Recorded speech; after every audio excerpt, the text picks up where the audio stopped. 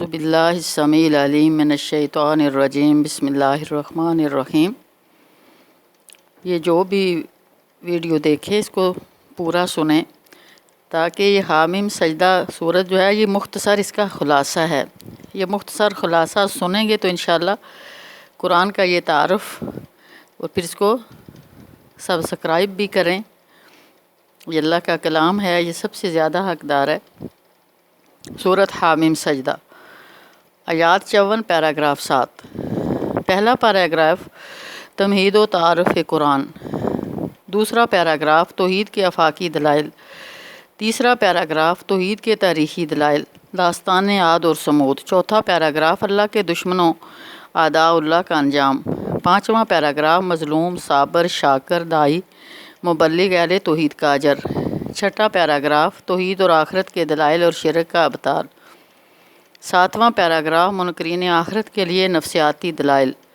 مرکزی مضمون: قرآن کی دعوت توحید اور آخرت کو تسلیم کر کے صبر و استقامت کا مظاہرہ کرو، دنیاوی اور اخروی کامیابی سے نوازے جاؤ گے۔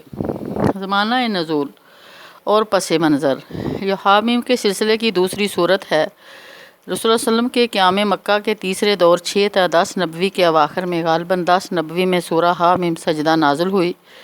بعض روایات کے مطابق یہ حضرت حمزہ اور حضرت عمر رضی اللہ عنہما کے قبول اسلام کے درمیانی عرصے ذوالحج 6 نبوی میں نازل ہوئی۔ ترمذی کی روایت سے معلوم ہوتا ہے کہ ان دونوں کے قبول اسلام میں صرف 3 دن کا فرق تھا۔ اس صورت کا نام فصلت بھی ہے۔ یہ لفظ آیات 3 اور 44 میں آیا ہوا ہے۔ فصلت کا مطلب کھول کر تفصیل سے بیان کی گئی ہے۔ جب قریش مکہ شدت مخالفت کے ساتھ رسول اللہ علیہ وسلم کی دعوت کے بارے میں بدستور شک میں مبتلا تھے، عربی قرآن پر اعتراض تھا، قریش کے لیڈر عوام کو قرآن سننے سے روک رہے تھے۔ آیت 26۔ ہجرت حبشہ ہو چکی تھی، مشرکین قرآن کی دعوت سے اعراض کر رہے تھے اور قریش کے مشرک سرداروں کا رویہ قوم عاد کے متکبر سرداروں کی طرح تھا جو کہتے تھے من اشد منا قوۃ۔ آیت 15۔ ہم سے بڑی قوت کون ہے؟ عاد کو باد صرصر اور بجلی صاعقہ سے اور سمود کو صاعقہ بجلی سے ہلاک کیا گیا۔ قرآن قریش سے کہا گیا کہ تم بھی عاد اور سمود کی طرح اعداء اللہ یعنی اللہ کے دشمن میں شامل ہو۔ صاحب استقامت مسلمانوں کو تسلی دی گئی کہ ان پر فرشتوں کا نزول ہوتا ہے۔ یہ توحید کی دعوت دیتے ہیں، برائی کو نیکی سے دفع کرتے ہیں اور صبر و استقامت کا مظاہرہ کرنے والے ہیں۔ سورت کے آخر میں پیشگوئی کی گئی کہ بہت جلد آفاق اور انفس میں ایسی نشانیاں ظاہر ہوں گی جس سے حق واضح ہو جائے گا۔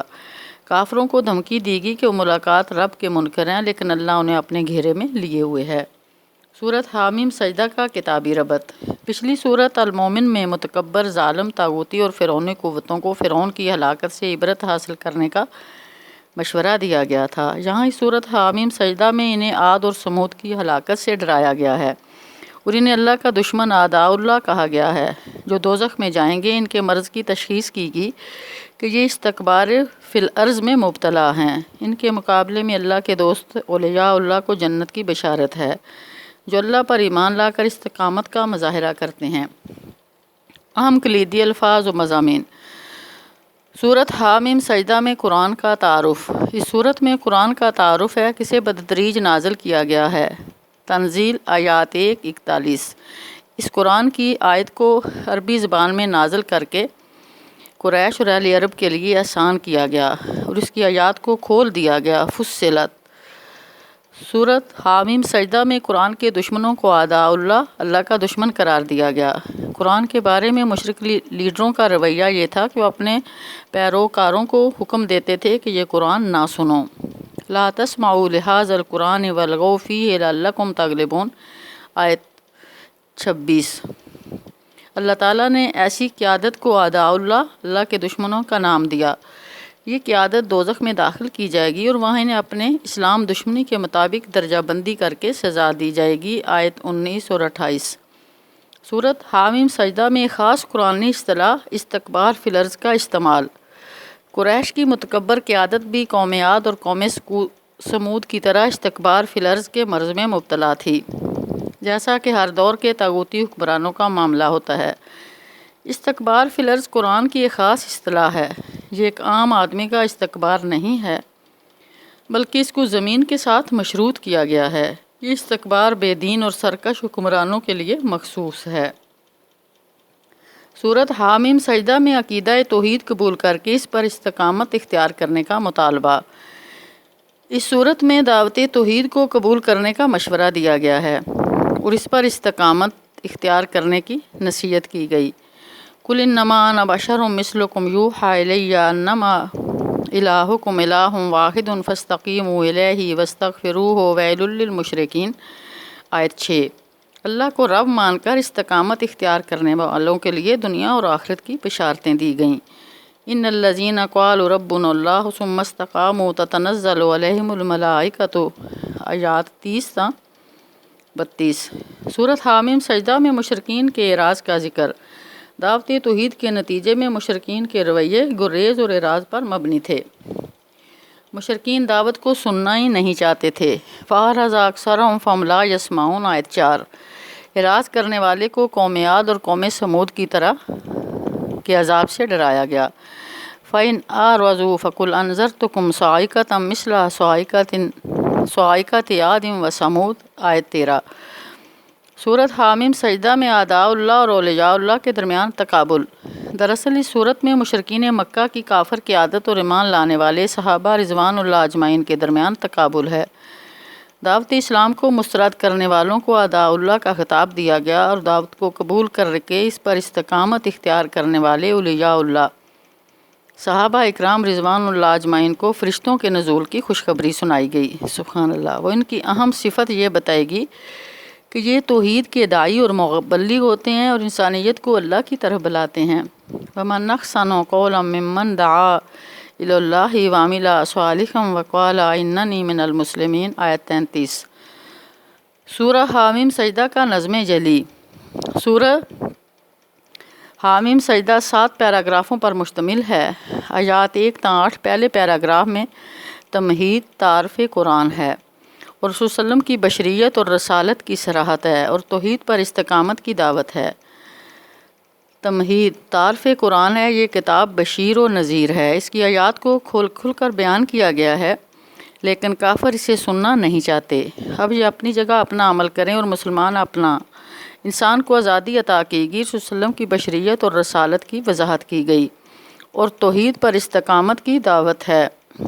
مشرکین برباد ہوں گے جو منکر آخرت بھی ہیں اور زکوٰۃ بھی ادا نہیں کرتے۔ ایمان لا کر نیک عمل کرنے والوں کے لیے نہ ختم ہونے والا اجر ہے۔ آیات 9 تا 12۔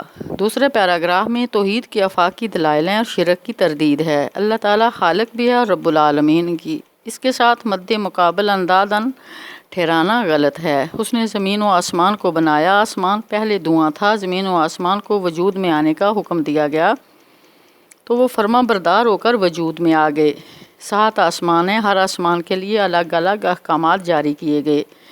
وَأَوْحَىٰ فِي كُلِّ سَمَاءٍ أَمْرَهَا۔ قریبی آسمان کو چراغوں سے مزین کیا گیا اور اسے محفوظ کیا گیا۔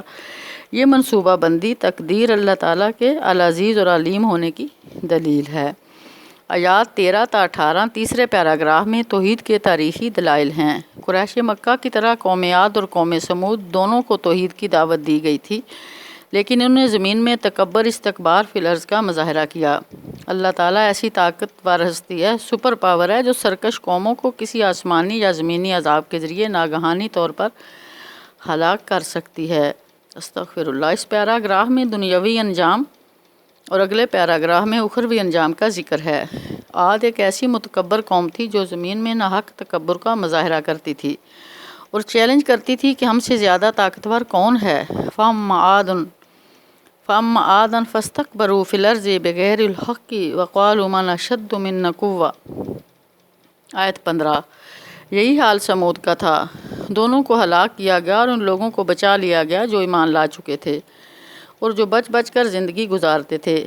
وَنَجَّيْنَا الَّذِينَ آمَنُوا وَكَانُوا يَتَّقُونَ۔ آیت 18۔ آیات 19 تا 29۔ چوتھے پیراگراف میں اللہ کے دشمنوں اعداء اللہ کا اخروی انجام بتایا گیا ہے۔ قیامت کے دن اللہ کے دشمنوں اعداء اللہ کو اکٹھا کیا جائے گا اور ان کے کرتوتوں کے اعتبار سے ان کی درجہ بندی کی جائے گی۔ وَيَوْمَ يُحْشَرُ أَعْدَاءُ اللَّهِ إِلَى النَّارِ فَهُمْ يُوزَعُونَ۔ آیت 19۔ ان کے کان، ان کی آنکھیں اور ان کی جلد ان کے خلاف گواہی دے گی۔ جو کافر یہ کہتے ہیں کہ قرآن کو نہ سنو، دوران تلاوت شور برپا کیا کرو تاکہ تم غالب ہو سکو، تو انہیں اللہ تعالیٰ بدترین عذاب سے دوچار کرے گا۔ یہی اللہ کے دشمنوں کی جزا ہے کہ وہ دوزخ کی آگ میں داخل ہوں۔ ذالک جزاء اعداء اللہ النار، آیت 28۔ روز قیامت کافر پیروکار اللہ سے درخواست کریں گے کہ ہمیں گمراہ کرنے والے انسان اور جن لیڈروں کو دکھا دے تاکہ ہم انہیں اپنے قدموں تلے روند ڈالیں اور وہ ذلیل ہو جائیں۔ وقال الذین کفروا ربنا ارنا الذین اضلنا من الجن والانس نجعلہما تحت اقدامنا لیکونا من الاسفلین، آیت 29۔ آیات 30 تا 36 پانچویں پیراگراف میں دعوت توحید آخرت کو قبول کر لینے کے لیے مظلوم، صابر اور شاکر مسلمانوں کی اعلیٰ صفات کا ذکر ہے۔ اعداء اللہ کے مقابل میں اولیاء اللہ ہیں، یہ اللہ کو رب تسلیم کرنے کے بعد اس پر ڈٹ جاتے ہیں۔ ان الذین قالوا ربنا اللہ ثم استقاموا، ان پر فرشتوں کا نزول ہوتا ہے جو تسلی دیتے ہیں ایسے ثابت قدم مسلمانوں کی، وہ دنیا اور آخرت دونوں مقامات پر سرپرست اور معاون ہوتے ہیں۔ یہ توحید کے داعی اور مبلغ ہوتے ہیں جو ساری انسانیت کو اللہ کی طرف بلاتے ہیں۔ سبحان اللہ۔ ومن احسن قولا ممن دعا الی اللہ وعمل صالحا وقال اننی من المسلمین، آیت 33۔ بدی کو زیادہ وہ بہتر نیکی سے دفع کرتے ہیں جس کے نتیجے میں دشمن سرگرم دوست بن جاتا ہے، اور یہ نصیب والے اشخاص شیطان کی اکساہٹوں پر اللہ کی پناہ ڈھونڈتے ہیں۔ آیات 37 تا 48 چھٹے پیراگراف میں توحید اور آخرت کے آفاقی دلائل بھی ہیں اور عقلی دلائل بھی۔ رات، دن اور چاند، سورج اللہ تعالیٰ کی قدرت اور حکمت کی دلیلیں ہیں۔ چاند اور سورج کو سجدہ نہ کیا جائے بلکہ اللہ کی عبادت کی جائے جو خالق ہے۔ اگر متکبر لوگ اللہ کی عبادت سے روگردانی کریں تو انہیں معلوم ہونا چاہیے کہ اللہ کے فرشتے روز و شب اس کی تسبیح کرتے ہیں اور تھکتے نہیں۔ اہل ایمان روز قیامت امن میں ہوں گے اور اہل شر دوزخ میں جھونک دیے جائیں گے۔ استغفر اللہ۔ لوگوں کو خیر و شر کی آزادی عطا کی گئی۔ اعملوا ما شئتم، آیت 40۔ قرآن عربی زبان میں نازل کیا گیا ہے کہ اسے عجمی زبان میں نازل کیا جاتا تو اعتراض کیا جاتا کہ عربوں کے لیے عجمی قرآن کیوں نازل کیا گیا؟ ایمان لانے والوں کے لیے یہ ہدایت اور شفا ہے، ایمان نہ لانے والوں کے لیے یہ حجاب اور ان کے کانوں پر پردہ ہے۔ حضرت موسیٰ کو دی گئی کتاب میں بھی اختلاف پیدا کر دیا گیا تھا، یہ بھی شک میں پڑے ہوئے ہیں۔ اللہ بندوں پر بالکل ظلم نہیں کرتا، نیک بد ہر ایک کے ساتھ انصاف ہوگا۔ قیامت کا علم صرف اللہ ہی کو ہے۔ آیات 49 تا 54 ساتویں اور آخری پیراگراف میں منکرین آخرت کے لیے نفسیاتی دلائل ہیں۔ انسان اللہ سے دعائیں مانگتے نہیں تھکتا، لیکن نزول آفات پر مایوس ہو کر اور نعمتوں پر پھول کر آخرت کا انکار کر بیٹھتا ہے۔ اسی طرح مصیبت میں لمبی چوڑی دعائیں مانگتا ہے اور خوشحالی میں اکڑنے لگتا ہے۔ ایسے غیر مستقل مزاج لوگوں کو اپنے انجام پر غور کرنے کی نصیحت کی گئی۔ یہ بشارت بھی دی گئی ہے کہ قرآن کی حقانیت کی دلیلیں آفاق اور انفس میں ظاہر ہوتی ہیں اور حق واضح ہو کر رہے گا۔ سنریہم آیاتنا فی الآفاق وفی انفسہم حتی یتبین لہم انہ الحق، آیت 53۔ لہٰذا ملاقات رب پر شک کرنے والوں کو پختہ یقین حاصل کرنا چاہیے۔ اللہ تعالیٰ ہر شے کا احاطہ کیے ہوئے ہے۔ مرکزی مضمون: قرآن کی دعوت توحید اور آخرت کو آفاقی، تاریخی اور انفسی دلائل کی روشنی میں تسلیم کر کے استکبار فی الارض کے رویے ترک کرو۔ اعداء اللہ یعنی اللہ کے دشمن نہ بنو، ورنہ تمہارا انجام بھی عاد اور سمود سے مختلف نہیں ہوگا۔ استغفر اللہ۔ ایمان لا کر صبر و استقامت کا مظاہرہ کرو، دنیاوی اور اخروی کامیابی سے نوازے جاؤ گے۔ ربوبیت کو اللہ سے منسوب کر کے ڈٹ جاؤ۔ قالوا ربنا اللہ ثم استقاموا، وآخر دعوانا الحمد للہ رب العالمین، وما علینا الا البلاغ۔